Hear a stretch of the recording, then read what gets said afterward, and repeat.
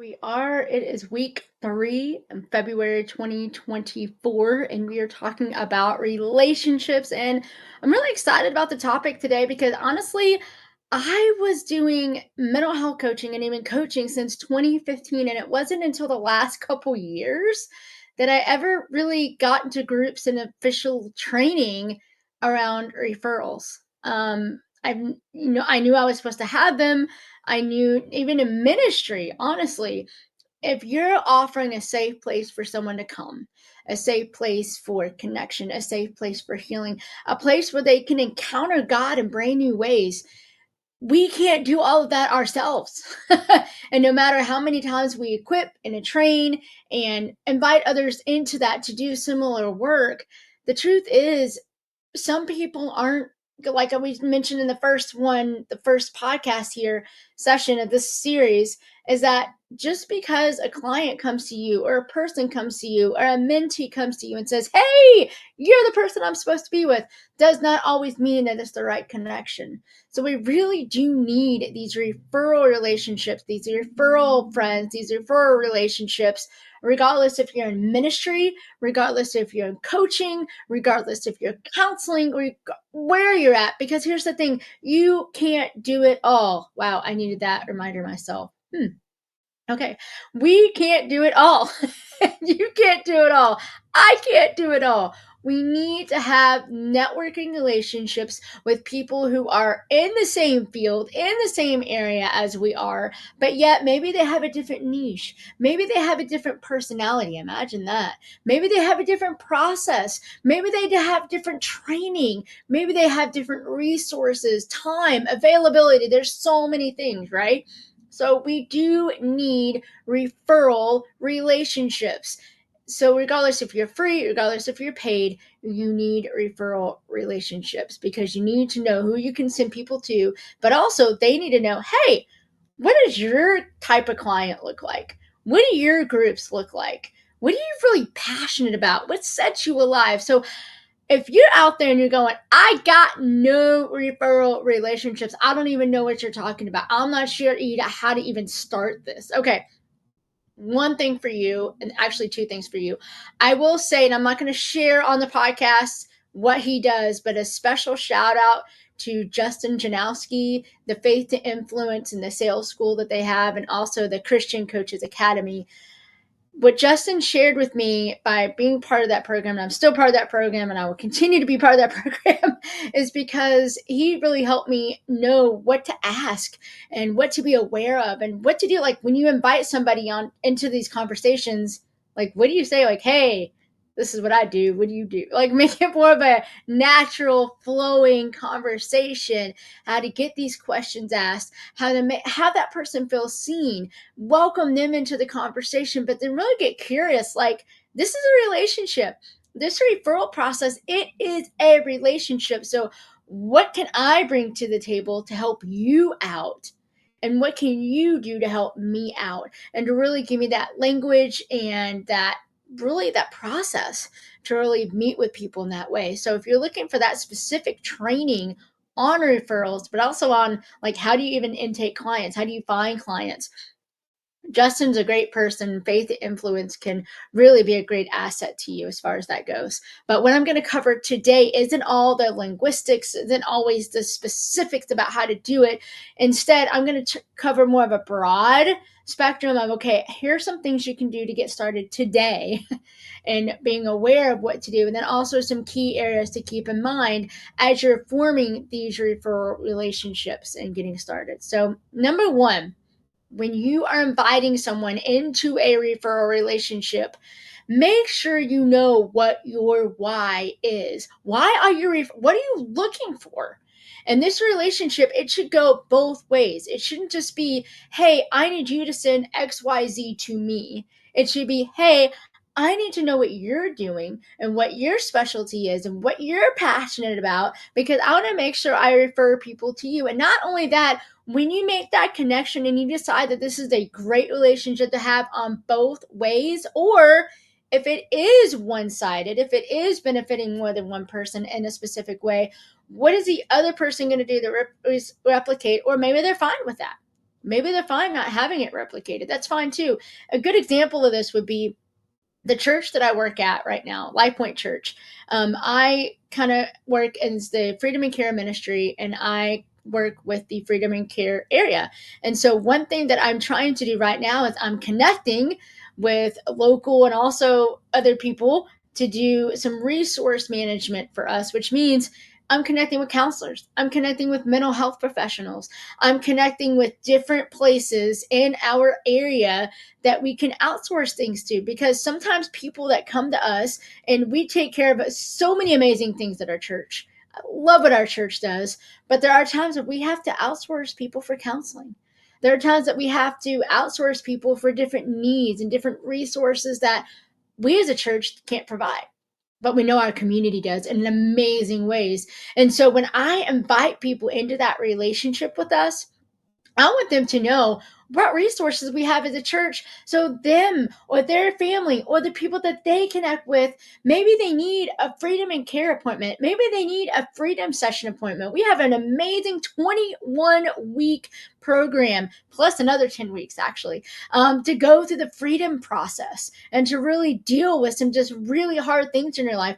Nobody in our area that I'm familiar with is doing that. So it's one of those things that, hey, you're aware of what we're doing, we're aware of what you're doing. And oh, by the way, we're going to actually reach back out. If we refer someone to you and we know that you're seeing them, we might reach out and just say, hey, is it going the way that you're thinking it's going? Oh, yeah. And we're also going to ask, when we refer that person to you, we are going to come back and ask our person, hey, how's that going? Because we want to make sure that that's going. So it's more of a two-way process, but it mainly benefits that other person more necessarily than it benefits us. Yeah, we get our resources out there, but we really want to make sure that our person from our church that we're caring for is being cared for well by this community resource that we have. And but it also benefits because they hopefully maybe have a church home, or if they don't, they can have it. But more than that, they know that somebody in the community is for them, is in their corner. We really care for them. It's more than just, hey, you're caring for our people. We really care for them and their family, and we want to make sure that our community is around them and caring for them well as well. I hope that makes sense. So you are making sure that both sides of the coin are represented. Even if it's a little off balance, you still want to make sure you got those roles clearly defined and you're asking those questions that are needed to be defined. Another thing that I will say specifically for paid professionals, be aware of their rates. I know it's a weird conversation to have sometimes, especially if it's a coach and a coach or a counselor and a counselor. I get it. It's weird sometimes to talk about it. But here's the thing, you don't need to justify that other person's rates. You don't need to justify your own rates. You just need to be aware of what they're charging. Because here's the thing, if I have a single mom with kids that's on a fixed income and I have a person that I'm referring them to and they start out at $500 a session, I'm not going to make that referral. Okay. And it's not mean to that coach to not send them that referral. It's actually honoring them because they will not be able to make that connection. You see what I'm talking about? So when you're actually connecting with these referral relationships, you should have an ongoing chart somewhere. And I don't care how you do it. I love Evernote. Evernote is my best friend. I have Evernote where no matter where I go. So I have different notebooks in my digital Evernote, and I can tag, I can access, I can keep notes organized that way. That's how I choose to do it. So all of my referral partners, my local ones, are in that network, and I'm trying my best to tag them on areas that I feel like they're excelled at, areas that they've told me that they're specific at. And then not only that, I'm trying to even do this, and I'm not the best at it sometimes, but anytime I connect with them, whether it's spontaneous and we just meet each other somewhere, or whether it's purposely done, I put the dates and the times and what we talked about. Just that just helps jog my memory. And so I really take these referral relationships seriously. Not only that, I'm trying my best to make sure that I reach out to each person, but at least connect face to face with each person in our local area network at least once a year. I like it to be once every 6 months, but at least once a year. So that's something to keep organized too. So again, with your referral partners, with your referral network, with your referral relationships, you know what you have to bring to the table. You know your rates, you know the clients that you're seeing, you know your mentorship program, you know everything about that you can tell that person more about the right people to send to you, because the worst thing you want to happen is, hey, yeah, I coach and I help people out with this. That's a broad spectrum and that's great, but when they start sending you people and you realize they're not the right person, it's not necessarily their fault if you didn't give them the full picture. See what I'm saying? So really wanted me able to make sure that you're giving them the accurate information. Same thing on the other side. You need to ask people these questions. Pretend like you're a client and pretend like you're trying to find, hey, am I a good fit? Am I a good fit with this person? Another thing to keep in mind is, yes, I know personalities are going to be different, but you need to be able to hold a conversation with this person that you're referring people to. It needs to be somebody that you can get a hold of. It needs to be somebody that you know that's going to care well for the people that you refer them to. Because not only is that person going to come back and tell you how their relationship went with that person that you referred them to, they're going to say, hey, this is going to impact you as well. If I keep on sending people to somebody that's not treating them well and I don't follow up on that, that's a bad reflection on me. So I need to really be careful on who I'm sending people to in my follow up process so that I can continue to be the trustworthy person that I am putting myself out there to be. Actions speak louder than words, right? And so all of that, so it's up to you to keep that system organized. It's up to you to have a conversation with those people and be able to connect with them, be able to have those conversations out there, and then make sure you're continuing to do it on an ongoing basis. You're setting the table for these conversations, these curious opportunities to happen. And then here's another thing too. If you realize that either A, you're not referring people somewhere, or B, they're not referring people over to you, and keep in mind, just because you refer someone to somebody does not mean that they automatically have to refer somebody back to you. Ooh, that's a hard one, right? It's not equal. You would like that to happen, but you are serving that other person. You're not only serving the person that you're sending, you're serving the person that's receiving. Both of those are service oriented things. You're doing this to serve others, not necessarily because you're expecting them to return the favor that week. We can't control who we come into contact with.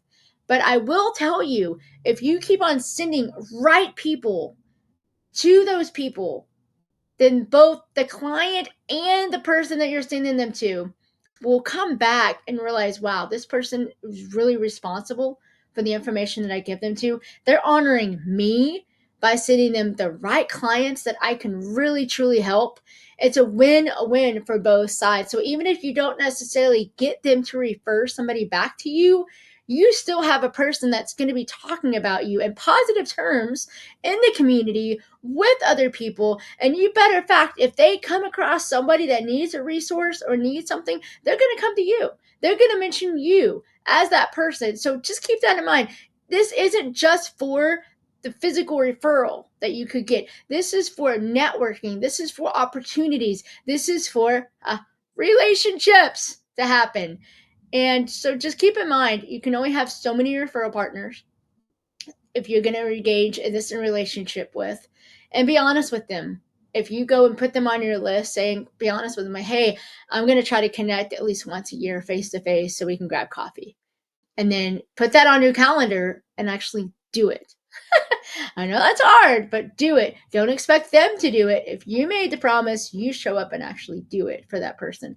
So it is huge to be able to do this. I only try to limit myself to about 10 local people that I'm really close with. And even then, sometimes that's a stretch.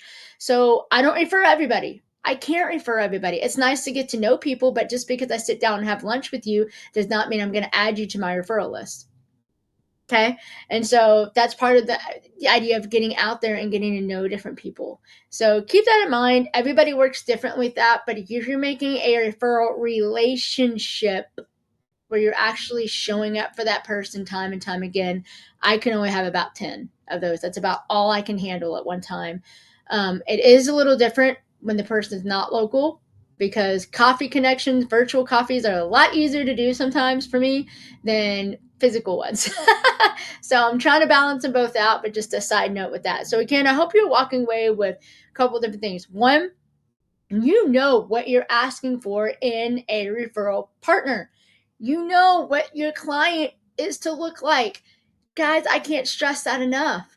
We're not just connecting to say, hey, I'm a coach, or hey, I'm a counselor, or hey, I'm a mentor. You should know what your people look like. You should know what their core need is. You should know what you provide.